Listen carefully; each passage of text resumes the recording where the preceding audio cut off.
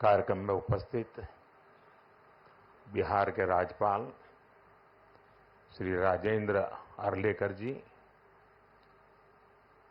यहाँ के कर्मठ मुख्यमंत्री श्रीमान नीतीश कुमार जी, हमारे विदेश मंत्री श्री एस जयशंकर जी, विदेश राज्य मंत्री श्री पवित्र जी, विभिन्न देशों के एक्सेलेंसीज, एम्बेसडर्स, नालंदा यूनिवर्सिटी के वीसी प्रोफेसर, स्टूडेंट्स, उपस्थित साथियों, मुझे तीसरे कार्यकाल की शपथ ग्रहण करने के बाद पहले 10 दिनों में ही नालंदा आने का अवसर मिला है।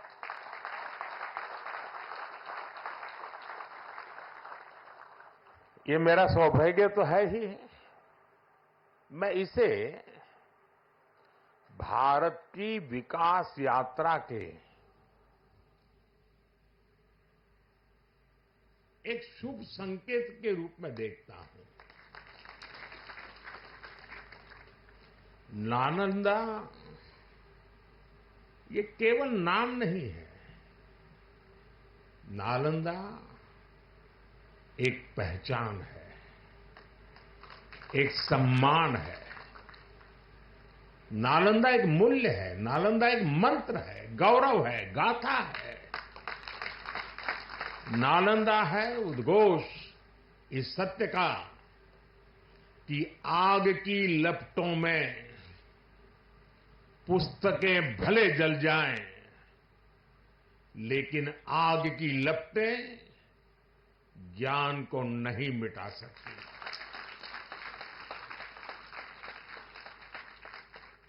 नालंदा के ध्वंस ने भारत को अंधकार से भर दिया था। अब इसकी पुनर्स्थापना भारत के स्वर्णिम युग की शुरुआत करने जा रहा है। साथियों, अपने प्राचीन अवशेषों के समीप नालंदा का नवजागरण,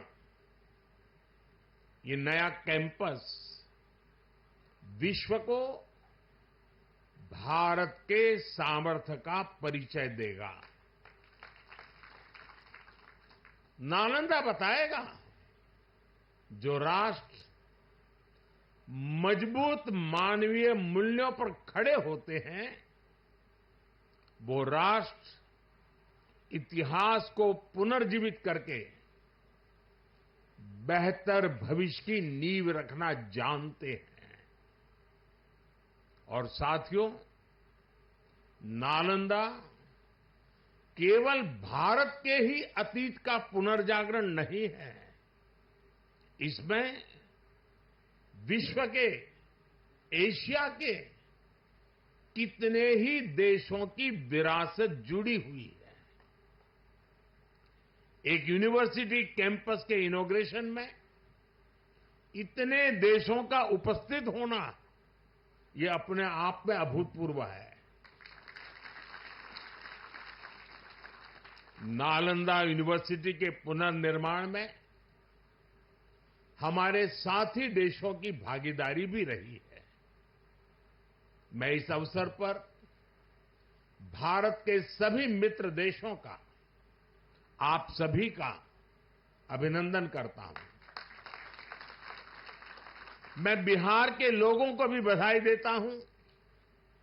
बिहार अपने गौरव को वापस लाने के लिए जिस तरह विकास की राह पर आगे बढ़ रहा है, नालंदा का ये कैंपस उसी की एक प्रेरणा है। साथियों, हम सभी जानते हैं कि नालंदा कभी भारत की परंपरा और पहचान का जीवंत केंद्र हुआ करता था। नालंदा का अर्थ है न अलम ददाति इति नालंदा, अर्थात जहां शिक्षा का, ज्ञान के दान का अविरल प्रवाह हो। शिक्षा को लेकर, एजुकेशन को लेकर यही भारत की सोच रही है। शिक्षा सीमाओं से परे है, नफा नुकसान के नजरिए से भी परे है। शिक्षा ही हमें गढ़ती है, विचार देती है और उसे आकार देती है। प्राचीन नालंदा में बच्चों का एडमिशन, उनकी पहचान, उनकी नेशनलिटी को देखकर नहीं होता था। हर देश, हर वर्ग के युवा यहां आते थे। नालंदा विश्वविद्यालय के इस नए कैंपस में हमें उसी प्राचीन व्यवस्था को फिर से आधुनिक रूप में मजबूती देनी है। और मुझे ये देखकर खुशी है कि दुनिया के कई देशों से यहां स्टूडेंट्स आने लगे हैं। यहां नालंदा में 20 से ज्यादा देशों के स्टूडेंट्स पढ़ाई कर रहे हैं। ये वसुधैव कुटुंबकम की भावना का कितना सुंदर प्रतीक है। साथियों, मुझे विश्वास है आने वाले समय में नालंदा यूनिवर्सिटी फिर एक बार हमारे कल्चरल एक्सचेंज का प्रमुख सेंटर बनेगी। यहां भारत और साउथ ईस्ट एशियन देशों के आर्ट वर्क के डॉक्यूमेंटेशन का काफी काम हो रहा है। यहां कॉमन आर्काइवल रिसोर्सेज सेंटर की स्थापना भी की गई है। Nalanda university ASEAN India university network बनाने की दिशा में भी काम कर रही है। इतने कम समय में ही कई लीडिंग ग्लोबल इंस्टीट्यूशंस यहां एक साथ आए हैं। एक ऐसे समय में जब 21वीं सदी को एशिया की सदी कहा जा रहा है, हमारे ये साझा प्रयास हमारी साझी प्रगति को नई ऊर्जा देंगे। साथियों, भारत में शिक्षा मानवता के लिए हमारे योगदान का एक माध्यम मानी जाती है। हम सीखते हैं ताकि अपने ज्ञान से मानवता का भला कर सके। आप देखिए, अभी 2 दिन ही के बाद ही 21 जून को इंटरनेशनल योगा डे है। आज भारत में योग की सैकड़ों विधाएं मौजूद है। हमारे ऋषियों ने कितना गहन शोध इसके लिए किया होगा, लेकिन किसी ने योग पर एकाधिकार नहीं बनाया। आज पूरा विश्व योग को अपना रहा है। योग दिवस एक वैश्विक उत्सव बन गया है। हमने अपने आयुर्वेद को भी पूरे विश्व के साथ साझा किया है। आज आयुर्वेद को स्वस्थ जीवन के एक स्रोत के रूप में देखा जा रहा है। सस्टेनेबल लाइफस्टाइल और सस्टेनेबल डेवलपमेंट का एक और उदाहरण हमारे सामने है। भारत ने सदियों तक सस्टेनेबिलिटी को एक मॉडल के रूप में जीकर दिखाया है। हम प्रगति और पर्यावरण को एक साथ लेकर चले हैं। अपने उन्हीं अनुभवों के आधार पर भारत ने विश्व को मिशन लाइफ जैसा मानवीय विजन दिया है। आज इंटरनेशनल सोलर अलायंस जैसे मंच सुरक्षित भविष्य की उम्मीद बन रहे हैं। नालंदा यूनिवर्सिटी का ये कैंपस भी इसी भावना को आगे बढ़ाता है। ये देश का पहला ऐसा कैंपस है जो net zero energy, net zero emissions, net zero water and net zero waste model पर काम करेगा। अप्प दीपो भव के मंत्र पर चलते हुए कैंपस पूरी मानवता को नया रास्ता दिखाएगा।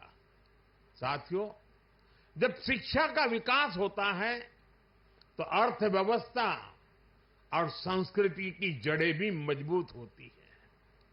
हम डेवलप कंट्रीज को देखें तो ये पाएंगे वो इकोनॉमिक और कल्चरल लीडर तब बने जब वो एजुकेशनल लीडर्स हुए। आज दुनिया भर के स्टूडेंट्स और ब्राइट माइंड्स उन देशों में जाकर वहां पढ़ना चाहते हैं। कभी ऐसी स्थिति हमारे यहां नालंदा और विक्रमशिला जैसे स्थानों में हुआ करती थी। इसलिए ये केवल संयोग नहीं है कि जब भारत शिक्षा में आगे था तब उसका आर्थिक सामर्थ्य भी नई ऊंचाई पर था। ये किसी भी राष्ट्र के विकास के लिए एक बेसिक रोड मैप है। इसलिए 2047 तक विकसित होने के लक्ष्य पर काम कर रहा भारत इसके लिए अपने एजुकेशन सेक्टर को उसका कायाकल्प कर रहा है। मेरा मिशन है कि भारत दुनिया के लिए शिक्षा और ज्ञान का केंद्र बने। मेरा मिशन है भारत की पहचान फिर से दुनिया के सबसे प्रोमिनेंट नॉलेज सेंटर के रूप में उभरे। और इसके लिए भारत आज बहुत कम उम्र से ही अपने स्टूडेंट्स को इनोवेशन की स्पिरिट से जोड़ रहा है। आज एक तरफ 1 करोड़ से ज्यादा बच्चों को अटल टिंकरिंग लैब में लेटेस्ट टेक्नोलॉजी के एक्सपोजर का लाभ मिल रहा है, वहीं दूसरी ओर चंद्रयान और गगनयान जैसे मिशन स्टूडेंट्स में साइंस के प्रति रुचि बढ़ा रहे हैं। इनोवेशन को बढ़ावा देने के लिए भारत ने 1 दशक पहले स्टार्टअप इंडिया मिशन की शुरुआत की थी। तब देश में कुछ 100 ही स्टार्टअप थे, लेकिन आज भारत में 1,30,000 से ज्यादा स्टार्टअप है। पहले की तुलना में आज भारत से रिकॉर्ड पेटेंट फाइल हो रहे हैं, रिसर्च पेपर पब्लिश हो रहे हैं।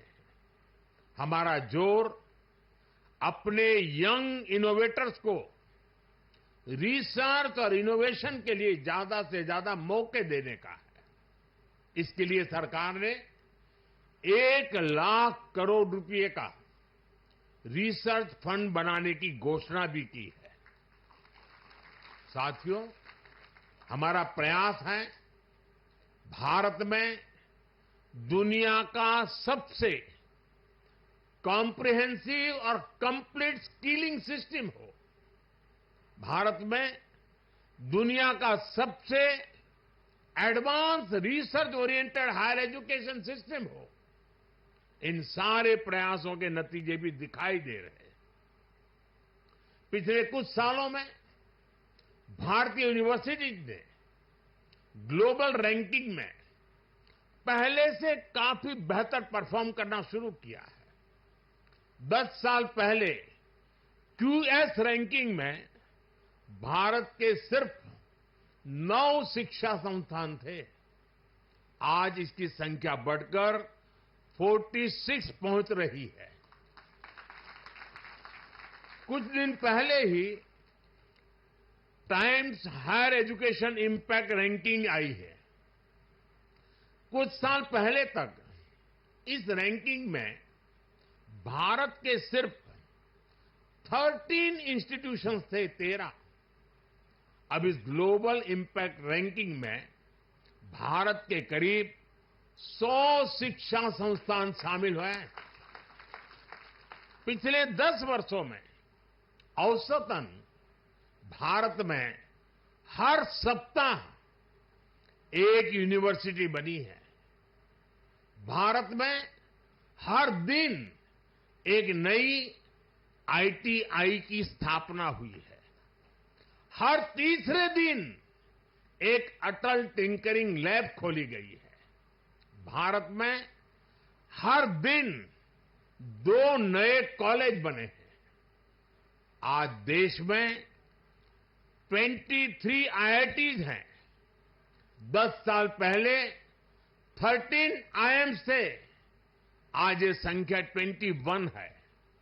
10 साल पहले की तुलना में आज करीब 3 गुना यानी कि 22 एम्स है। 10 साल में मेडिकल कॉलेजों की संख्या भी करीब करीब 2 गुनी हो गई है। आज भारत के एजुकेशन सेक्टर में बड़े रिफॉर्म्स हो रहे हैं। नेशनल एजुकेशन पॉलिसी ने भारत के युवाओं के सपनों को नया विस्तार दिया है। भारत की यूनिवर्सिटीज ने फॉरेन यूनिवर्सिटीज के साथ भी कोलैबोरेट करना शुरू कर दिया है। इसके अलावा डीकन और वुलुंगोंग जैसी इंटरनेशनल यूनिवर्सिटीज भी भारत में अपने कैंपस खोल रही है। इन सारे प्रयासों से भारतीय छात्रों को हायर एजुकेशन के लिए भारत में ही सर्वश्रेष्ठ शिक्षा संस्थान उपलब्ध हो रहे हैं। इससे हमारे मध्यम वर्ग की भी बचत भी हो रही है। साथियों, आज विदेशों में हमारे प्रीमियर इंस्टीट्यूट्स के कैंपस खुल रहे हैं। इसी साल अबू धाबी में आईआईटी दिल्ली का कैंपस खुला है। तंजानिया में भी आईआईटी मद्रास का कैंपस शुरू हो चुका है। और ग्लोबल होते भारतीय शिक्षा संस्थानों की तो ये शुरुआत है। अभी तो नालंदा यूनिवर्सिटी जैसे संस्थानों को भी दुनिया के कोने कोने में जाना है। साथियों, आज पूरी दुनिया की दृष्टि भारत पर है, भारत के युवाओं पर है। दुनिया बुद्ध के इस देश के साथ, मदर ऑफ डेमोक्रेसी के साथ कंधे से कंधा मिलाकर चलना चाहती है। आप देखिए, जब भारत कहता है one earth, one family and one future, तो विश्व उसके साथ खड़ा होता है। जब भारत कहता है वन सन, वन वर्ल्ड, वन ग्रिड, तो विश्व उसके भविष्य की दिशा मानता है। जब भारत कहता है वन अर्थ, वन हेल्थ, तो विश्व उसे सम्मान देता है, स्वीकार करता है। नालंदा की ये धरती विश्व बंधुत्व की इस भावना को नया आयाम दे सकती है। इसलिए नालंदा के विद्यार्थियों का दायित्व और ज्यादा बड़ा है। आप भारत और पूरे विश्व का भविष्य है।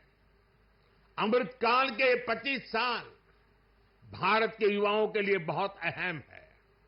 ये 25 वर्ष नालंदा विश्वविद्यालय के हर छात्र के लिए भी उतने ही महत्वपूर्ण है। यहां से निकलकर आप जिस भी क्षेत्र में जाएं, आप पर अपनी यूनिवर्सिटी के मानवीय मूल्यों की मोहर दिखनी चाहिए। आपका जो लोगो है, उसका संदेश हमेशा याद रखिएगा। आप लोग इसे नालंदा वे कहते हैं ना। व्यक्ति का व्यक्ति के साथ सामंजस्य, व्यक्ति का प्रकृति के साथ सामंजस्य आपके लोगों का आधार है। आप अपने शिक्षकों से सीखिए, लेकिन इसके साथ ही एक दूसरे से सीखने की भी कोशिश करिए। Be curious, be courageous and above all be kind. अपनी नॉलेज को समाज में एक सकारात्मक बदलाव के लिए प्रयोग करिए। अपनी नॉलेज से बेहतर भविष्य का निर्माण करिए। नालंदा का गौरव, हमारे भारत का गौरव आपकी सफलता से तय होगा। मुझे विश्वास है आपके ज्ञान से पूरी मानवता को दिशा मिलेगी। मुझे विश्वास है हमारे युवा आने वाले समय में पूरे विश्व को नेतृत्व देंगे। मुझे विश्वास है नालंदा ग्लोबल कॉज का एक महत्वपूर्ण सेंटर बनेगा।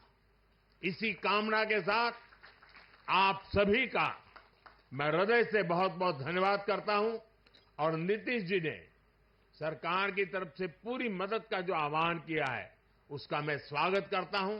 भारत सरकार भी इस विचार यात्रा को जितनी ऊर्जा दे सकता है उसमें कभी भी पीछे नहीं रहेगा। इसी एक भावना के साथ आप सबको बहुत बहुत शुभकामनाएं। धन्यवाद।